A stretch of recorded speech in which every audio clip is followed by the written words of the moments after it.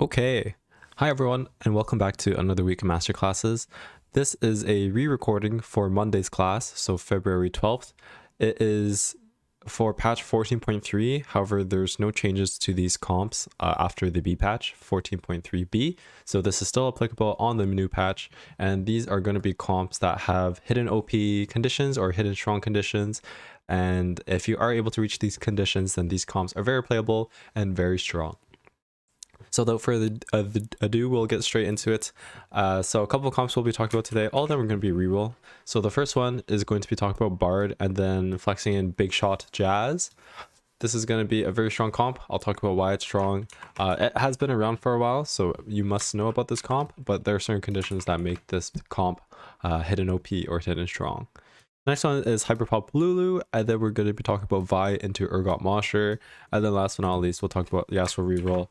The main thing about these comps is there's a couple conditions, mainly augments, that make these comps very playable, / hidden OP / hidden strong, and we'll talk about what that is. Okay, so the first one is Bard, and then Kaisa / MF Jazz reroll. So when are you going to be looking to play this? Well, a couple conditions. First off, item-wise, so we're going to itemize the Bard first.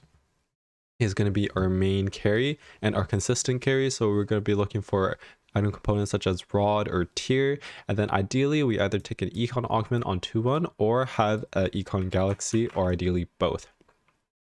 Now we're going to be looking for the Jazz Bard, so this means on either 3-2 or 3-5 we're leveling to 6 and rolling down for our Jazz headliner, and we're going to be playing super fans with our Nico, Lilia, Kennen base and our Echo to round out from our frontline and traits, which means that we will be getting Adaptive Helm as our superfan item. And then our next item for Bard is going to be blue buff, so this is mandatory. And then our last one is Bit Flex, either Jewel Gauntlet or Rabadons. Both are fine. So then as soon as we hit the Bard on level 6, then we're going to start to want to econ back up and start looking to go level 7. In the case where you're rolling down for your Bard and you end up finding a lot of Kaisas, then you can actually stay level 6 and continue rolling for your Bard or Kaisa, or still go level 7 in order to fit in that misfortune. Both are fine. I think going level 7 is a little bit better. However, if you're very close to your Bard and your Kaisa, and let's say like you're 1 or 2 off and you're sitting at like 30 gold, then it's okay to maybe hit and then tempo and then go level 7 after for your misfortune. You will already have 2 Jazz from your Jazz headlining, so then putting in Misfortune will just be 2 big shots and a 3rd Jazz, which is still very good. However, the spike from the 3 stars will be higher. If you don't find a lot of Kaisas, then you do not want to be staying level 6. You can start going level 7, put in that Misfortune, and then reroll Misfortune with Rageblade, Ginsu's, Giant Slayer +1, and then your Kaisa items are Giant Slayer, Last Whisper, and Infinity Edge. So I talked about when to play this comp. The OP conditions is finding the Bard headliner early. He has a stacking mechanic implemented into his headliner effect. So the earlier you get Bard and the more he casts, the stronger his casts are going to be later into the game. So getting an early Bard headliner, also getting That's Jazz Baby. So this is the stacking Jazz augment for Jazz units. Ideally you get this on 3-2, not 2-1 or 4-2. The reason why it's not good on 2-1 is it's really hard to get at least 3 traits in, especially 5 traits in, if you're playing Bard on your 2 or on your stage 2 board, especially as a level 3 or level 4. And then you may not even have Misfortune, so then you're playing just a not ideal comp, probably an expensive comp or expensive board as well, for only getting HP on your bar, not even the damage or AD or AP. And then on 4-2, it's just a bit late, so then the best timing is 3-2. And then if you do get this augment, then you're going to be looking to play Misfortune instead of Kaisa as your reroll AD unit. The way to cap out with this board is having a 3-star front line. So while rolling down on level 7 or slow rolling level 7, we're going to look to either 3-star the Nico or the Echo, depending on what we're closer to. If you're contested Echo, then look for Nico. If you're contested Nico, then look for Echo. I think Nico is a lot more contested than Echo right now, just because of the superfan meta and also like in Pentakill. So keep an eye out for that, but 3-starring one of them is definitely one of the max caps. And then on level 8, we're either going to put in Lucian for 4 Jazz, or another Dazzler if we don't have Lucian, or an Alawi if we need the front line or the Akali Karthus bait. So good augments, March Progress / Shopping Spree on 2-1 is very good. That's Jazz Baby is the best on 3-2. And then the very last one, either some sort of healing, so like Vampirism, Harm Assist, or damage like Jewel Lotus. So that's how you play the Bard reroll. The next one is going to be Lulu Hyperpop. So I'll say right away, the OP conditions for Lulu is finding a second Lulu.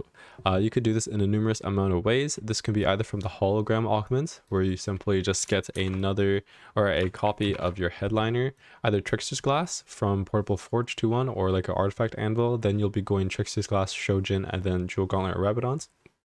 Or the last one is overrolling, which is basically buying the 9th Lulu when the combat starts, and then rolling during the combat for another 2-star Lulu, and then that way when the next round starts you'll get your 3-star Lulu and another 2-star Lulu to play. So it's like a manual hologram. So that's the OP conditions of when to play Lulu, or at least what makes Lulu very, very strong. Just playing the comp regularly is you want to go for a tier or a rod start. If you get the start, then this may angle you into Lulu, or at least like Seraphine into Lulu. And then the same thing as before, like Econ Augment or Galaxy or just an early Trickster's Class. We're going to look for a Hyperpop Lulu instead of Spellweaver, and her Biss, we're going to be getting Shojin from our super fans. Blue buff is our second necessary item, and then our last one, either Jewel Gauntlet, Rabadons, or Gunblade. So kind of similar to Bard, we're going to be going for a blue buff and then damage item, but the one difference is we can go Gunblade here as well.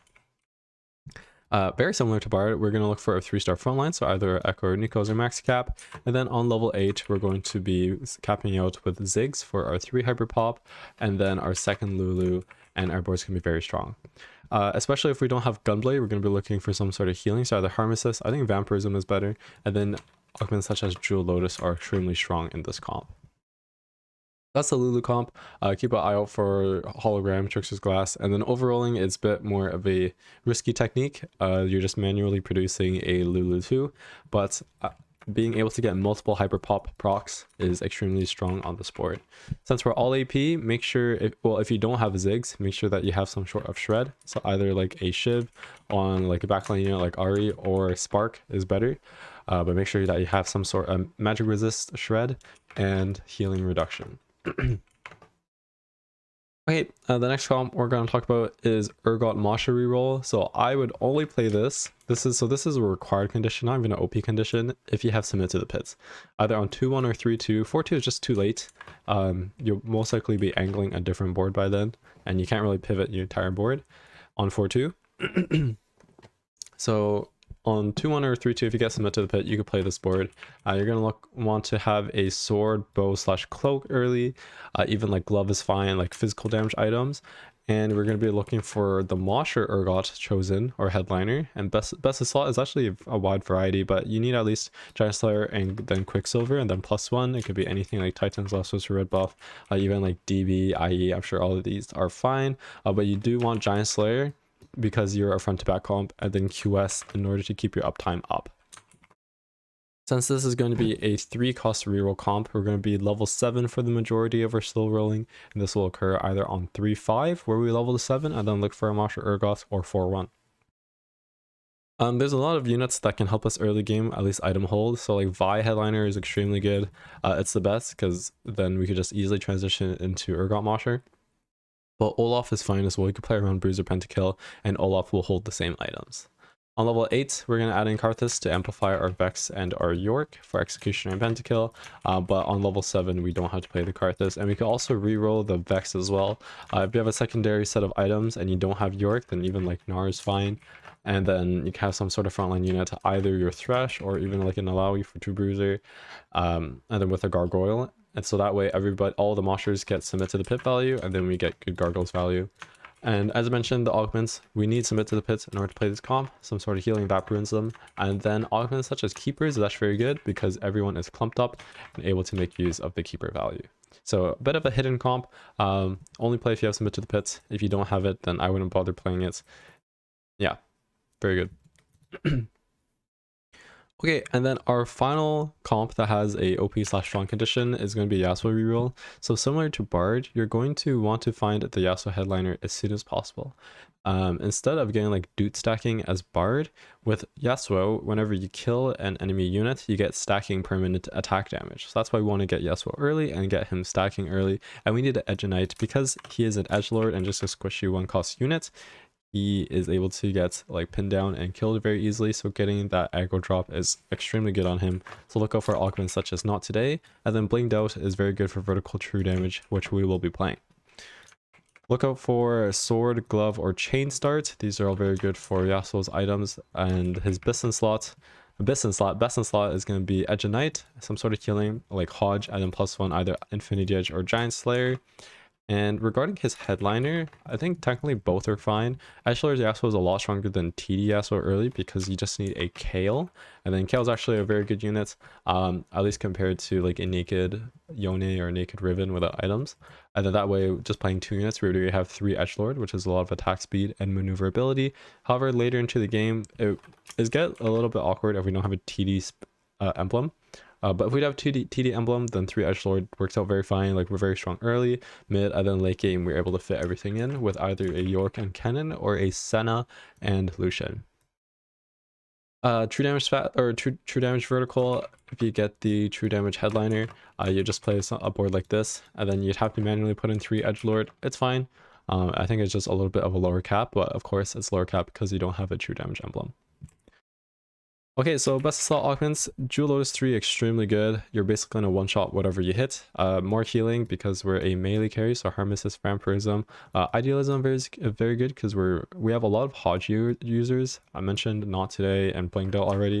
And then last but not least, remember your roots. The entire board we're playing, basically except for Mordekaiser, is true damage or edgelord. So then being able to really spread your remember your roots all across your entire board is extremely strong.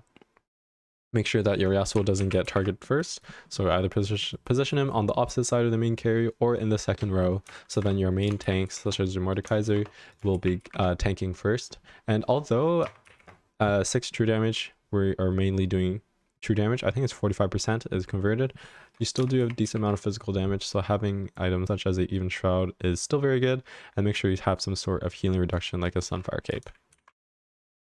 We cap out with Kiana too. Make sure you give her Edge of Knight and a blue buff, and then start farming components, and then just starts snowballing the game. So that's all for today's class. Pretty brief. This is like a re-recording, of course, but I'll just quickly reiterate everything. So these comps on their own, so Bard, Lulu, Urgot, Yasuo, without a specific condition, they're either just mid or they're bad. So you need to look for that specific OP condition or strong condition to actually play this comp, or at least place well. So for Bard, it's getting the early Bard with Biss, and then looking for That's Jazz Baby, ideally on 3-2. Lulu, it's the ability to produce a second Lulu, so either from Hologram, Trickster's Glass, or Overrolling. Overrolling is a bit risky because you play one round without that Lulu 3 when you could have, but if you have the HP or your board is just strong tempo-wise, then it's fine to do this. The only other risk is, let's say you're overrolling but you don't find another Lulu 2, then you'll just be playing a Lulu 1 for your second version or your second copy of Lulu, and that's not that ideal. Urgot, Mosher Reroll, only play when you have Submit to the Pit. It's not even an OP condition, it's just a required condition. And then this will be your board.